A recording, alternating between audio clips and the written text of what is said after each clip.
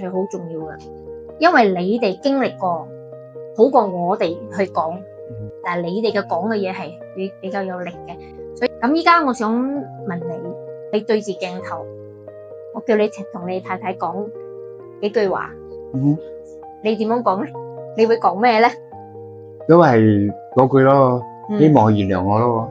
因為的確係我欺騙在先。所以希望佢原諒我，亦都希望佢睇得到我嘅改變。希望你太太都睇到呢個視頻咧，俾佢感受到你嘅真誠咯。點解會叫你對住鏡頭講咧？係愛俾佢睇到人嚟啊嘛，人有感受啊嘛，係咪？起碼佢未睇到你嘅表現，但係佢睇到你嘅行動，明嘛？所以佢會慢慢有感受嘅。應該就愛同你女女講咩咧？千祈唔好做錯事。